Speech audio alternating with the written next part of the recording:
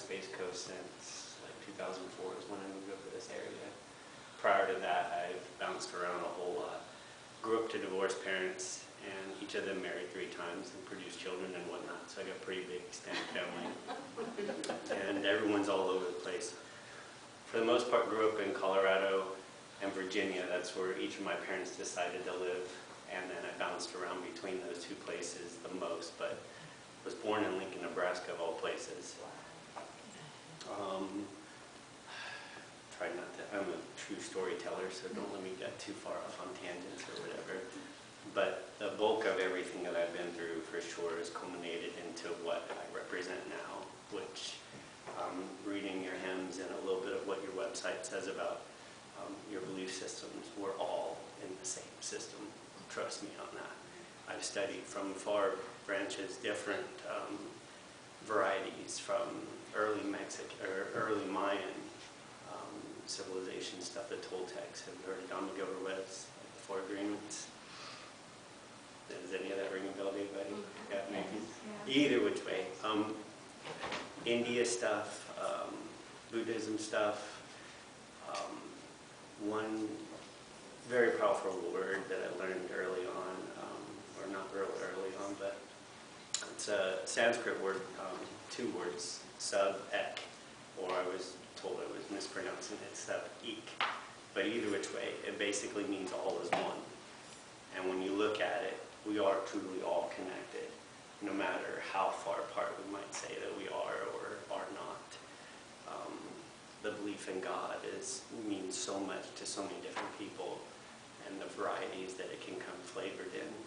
The one thing I like to share with people, clients, or anyone that's just interested, is the truth to me is when you look into a mirror and you're looking at yourself, I promise you, the reflection that you see is as close to an image of God as anybody else on this planet, or any other thing that can see its own self.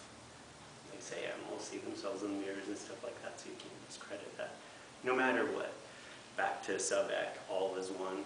That would be the firm foundation that I just want to establish the most. And then it gets into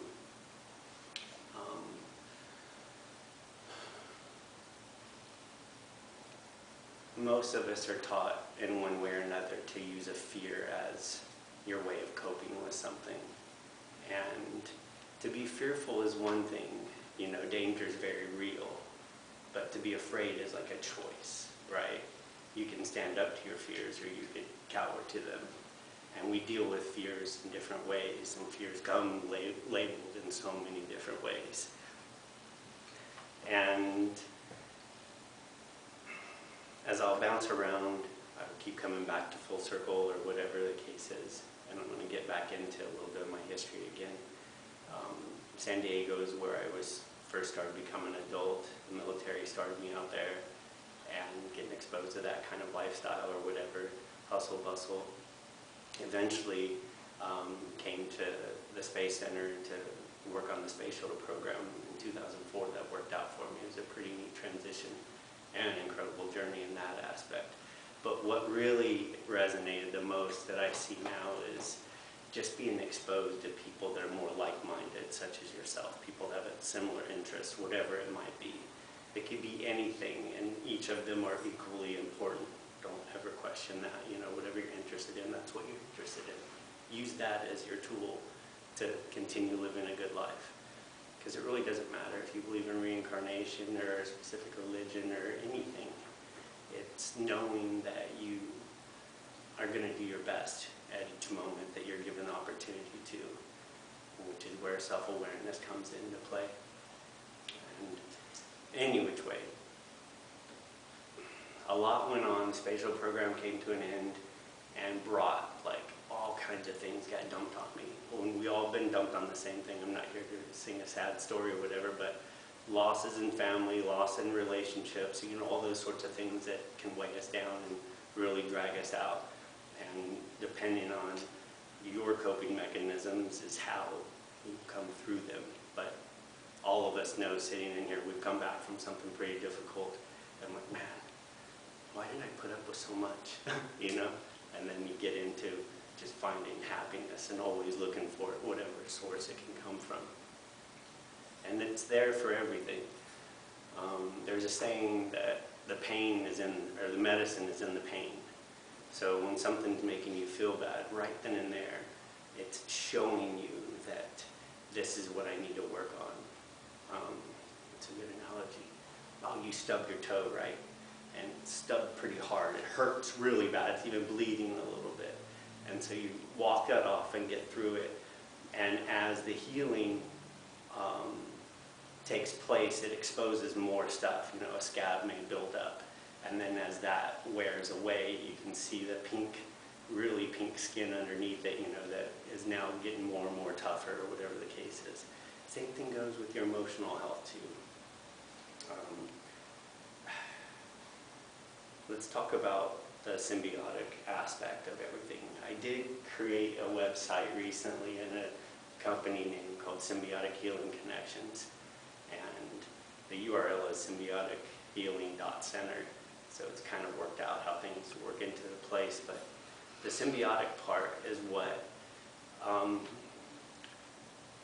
we can see examples of it in nature everywhere all the time. Just the balance of our solar system is symbiotic. You know, the sun needed what it needed to turn on, and then we keep it in check. Us planets out here floating out and beyond it, kind of keeping everything in balance. It's a symbiotic relationship.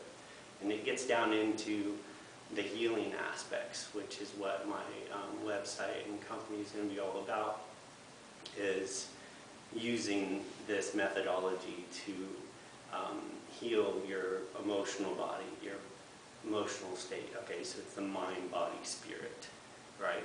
We all can admit that we have a mind. Happens to be part of the physical body, but it's the thinker, right? So there's something separate to that. And then the spirit. That's pretty simple to understand.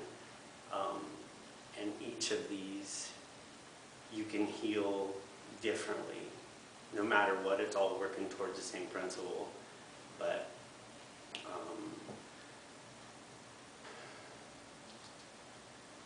what you feed each of these will directly correlate to what you're going to get out of it. If I feed my mind, I don't know, bad thoughts, you know, just read the news all the time. That could put enough negativity into me. And if I'm reading that, then I'm going around in that state of mind most of the time. Unless I can just read it and let it go. There's another character or self-judgment you can use to see what level of attachment that you have to something. Why am I allowing this to continue bothering me? So you get into everything that you read, listen to, say, think. You know, you can really impose that in on yourself to become more self-reflective and choose better options to read, listen to. You already know what it is. It's pretty simple. Or learn to not let the things that are bothering you, because sometimes you can just be anywhere and hear something that's annoying in one way or another. But that's all pretty basic. So that's like, helps guide you in your inner mind thoughts. Using mantras if you're into that, whatever the case is. I've been taught you can use a mantra and it's quite effective. Like while I'm standing up here talking, the whole time I'm also saying my favorite mantra, which happens to be wrong. Another word for God, right? So wrong, wrong, wrong, wrong is constantly going on, but all the while I'm able to have a complete conversation. And that's just the power of the mind also.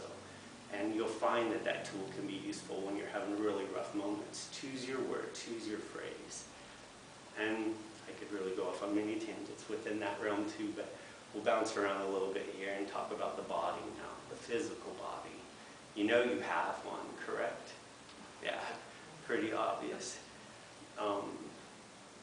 What you feed your physical body will directly correlate to how it's going to process whatever it, you know, if you're feeding it garbage, how well can it really defend itself against anything that's coming along? Not to mention the things that were already there or naturally going to be there, you know?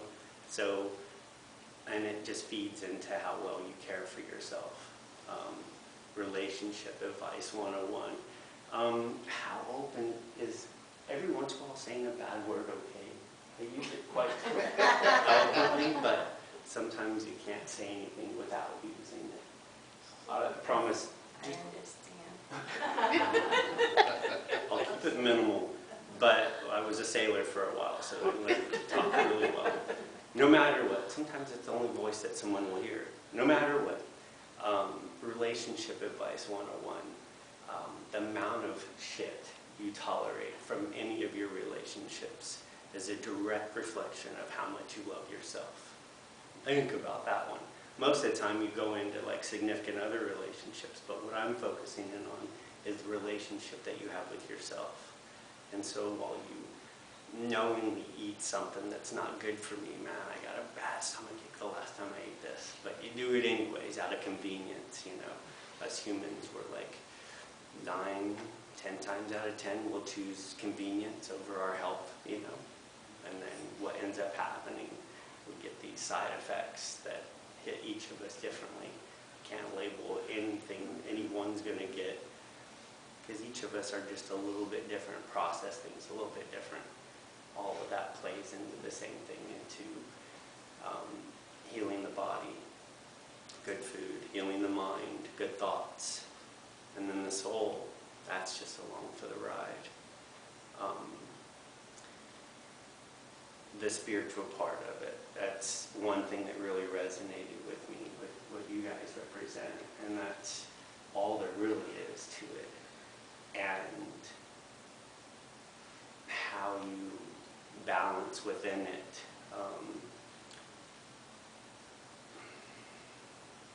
All right, we'll go a little bit further to the symbiotic. When you plant your own garden and you grow crops out of it, you feel good about that if you have that opportunity. And as opposed to just going whatever you're getting at Publix or Winn-Dixie or whatever the case is. And then through the connections that I've made through my interests, there's a term called permaculture, which is basically short for permanent agriculture. It's basically the way the Native Americans did it here in this land, as well as the Farmer's Almanac covers it really well too. You plant things that cooperate with other things, and the key to a good carrot is the ground that it's growing in, which has bacteria living in the soil, bacteria living in the air, bacteria living in your bodies, bacteria in, on, everywhere. It's that. That is probably the most paramount symbiotic relationship that we could really talk about. And to understand that the carrot, that say we're growing it right out here in this field or whatever, and if we were to take, and this has been done, we were to take a sample of the carrot and look at the bacteria that's growing in it, you would see similar bacteria or the exact same bacteria if you sampled the soil. And then you happen to look in your digestive system, we'll take some samples of that too, all the way out, like, and see it's the same bacteria. This bacteria is one that is what would be considered beneficial bacteria, that it happens to harbor in many organisms as well as many others. It's a countless amounts. I think the amount of bacteria they say is in the human body is like 5 pounds. So you know, it's like this much, you know, you're holding on to. But it's spread out everywhere evenly. And the symbiotic relationship with the soil, how much closer can you get than the actual bacteria that's in the soil, the carrot, and then into your body? I mean, and that is just one example of the multitudes that are there. And so I just really want to emphasize what good health is all about, and feeding the bacteria that are beneficial to you, and knowing that anything that isn't beneficial to them is killing them. What's one of the #1 killer? Refined sugars. That's a no-brainer. Believe it or not, antibiotics. And they say if you've ever had an antibiotic, then you have a compromised like bacteria system, and so it benefits you to reinforce that. And when, just prior to releasing my company and putting all this together, and even John Yoder was present during this moment. It was a really rough bacteria that I picked up during some of my travels in Mexico. And I didn't use antibiotics for this, and doctors typically would throw 3 different antibiotics at it just to eliminate it. And I just used Good Health and all the other stuff and just killed it with good food. And so it's been many years now of no issues from that. And so along with feeling better, the mental fog completely lifted. That plus a few other spiritual practices that I found along the way, which is all pretty much the same thing that all of us have found to even be where we're at right now. And when you put all of this together, the one thing that I pride myself on in working with future clients or whatever the case is, or just if there's something I say today, is, and I hope to get into some questions and answers, because my unique approach is to have fun with it and remind you that not to take it so dang serious. You know, I mean, you can to a degree, but then that'll work against you too. So how much are you going to stack against yourself without allowing a little bit of unconditional self-love to play every once in a while, right? Yeah. I think a Buddhist philosophy is to each day practice not beating yourself up a little bit less, you know, each day. So little stuff like that. Self-awareness. We could have fun with that talk a little bit. I did ask, do most believe in astrology or are a little bit interested in it? Enough? Yeah. All right. For the people on the fence, now I can't say that I'm a real good astrologer. I understand the basics and the fun parts of it and just the simple self-awareness tool that it can be. But if you think about, like, science can prove how the Earth, well, the outer part of the Earth, the crust part, has about 75% water on it, right? The oceans and whatnot. Well, it just so happens our bodies contain about 75% water too. And so it gets kind of interesting that these are no longer coincidences, right? And science will also prove that the moon has a pretty good effect on the body of our planet, right? Tidal flow and whatnot. And for the naysayers, man, you ask any nurse or police officer, they say them full moons bring out the crazies, don't they? Yeah, pretty neat stuff. So what's happening is the moon's gravitational push and pull happens to be one of the closest to our planet. And so it has a pretty good effect. You know, a highest tide, lowest tide. That's what you see in the oceans. That's what's happening to the water in your body. It's really disrupting your emotions, making you work on the things that you need to work on. New moons and full moons are pretty intense for me once I became more aware of this. I'm like, holy cow, this is my time to deal with this. And they always come to you what you need to work on, and it becomes more and more fun. You start seeing things that are really troublesome, and then you can just face them like it was like you're now the adult for the child that was hurt then. And it's pretty simple self-awareness. So astrology, back to the fun part of that. It's basically the study of the push and pull that each of our celestial objects have on your unique body.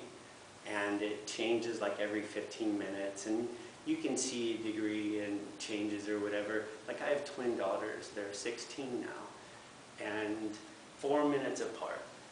And their charts, according to anything I've ever pulled up for them and read, all it sounds the exact same, but if you were to look at them, you'd see they clearly look different, and then they even act quite a bit different. Of course, they have that shared twin bond, but they're definitely different people. So there's the allowance. It's nothing really permanent. It's like whatever bothers you needs to bother you. If you're reading something about your chart, that's something that you need to face. But if it's something you really like, you also have already learned by now that this one thing that I really like about myself, I can't do all the time either. So there's the balance to everything, that yin and yang, if you will. And so astrology is a self-awareness tool. And here's the fun way to think about this, is for the physical body, it's like everyone has a physical body, but you are a soul. And they are separate in that upon the termination point of this body, our souls go on to, energy cannot be destroyed, it only transforms. Kind of like that analysis for the most part. But, like I'm not my hand, I'm the energy that moves it. Based on, my mind thoughts, what I want to do with it, pick up a pen, shake your hand, whatever the case is. But I'm the energy that moves it. You could label every body part, and this is where the mind-body-spirit thing is really unique. You get into the mind part of it. And in general, the mind, its main job is to generate thoughts. How many has yours had in the last 10 minutes? How many different thoughts? I could tell you a bunch that I've had while I'm talking this whole time, plus saying rom. Pretty intense what the mind can do. It's referred to as the monkey mind, or like the Toltecs say, it's the matote, which is directly transcribed as like 1,000 voices talking at once.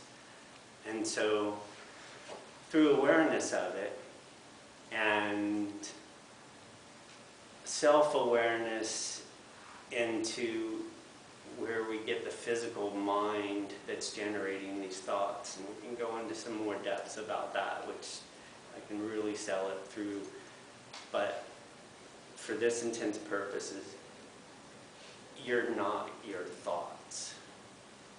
You're the witness to your thoughts.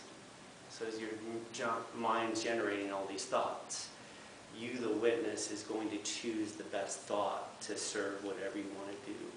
Maybe you're hungry and you're going to make a sandwich, but you don't have a few of the ingredients. Store's close by, so you're going to walk across the street. Happens to be a busy street, so there's a crosswalk signal. All these thoughts are going through your mind, right? Do I push the button, just run across? Maybe just say, screw it, I want something else, and go back home and do something different. All these thoughts were presented in front of you, plus a million others, probably what your girlfriend or boyfriend just said to you, something, whatever thought was triggered. But then and there you made a choice, a direct choice. And that's our will, we have that control over. That's the only thing you really have a control over, is what your reaction is going to be to anything. And so slowing down the mind, I guess, is one of the most crucial things you can do through whatever form of meditation that you want to choose.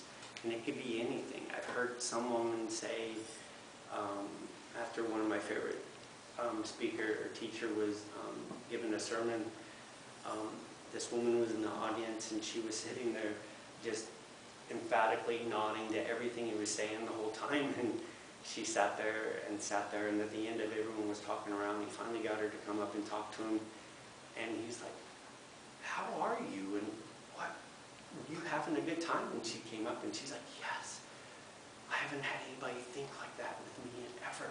And she's like, I loved every bit of it. And he's like, what is it that you do? What would put her mind in such a state where she's really going to some depths? And she goes, I crochet. Whatever works for you is what you're supposed to be doing. Whatever mantra interests you, whatever hymnal interests you, whatever, that's what you should use as your tool. And it can be anything, fishing, it can be anything, jogging, walking. But I can just keep going in circles. And I hope that I, for the most part, have captured the essence of how we can heal ourselves and the different tools that, there's many tools out there. And that's the one thing that I would say I carry is the knowledge of, or at least the idea that these are possible. So in a group like this, we would probably each have one or two different tools that really change. Like two people might agree to one, and you end up with just versions of a little bit from each one that the person actually only chose, you know. So never think you have to go with one sole source, because teachings are everywhere. It could be the person yelling at you in the line for not hurrying up. It could be your favorite pet, you know, giving you a snuggle or something like that. Your teachers are whatever you want them to be, wherever they are.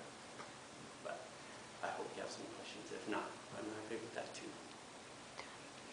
Do they have anything they'd like him to elaborate on or clarify? It could be about anything.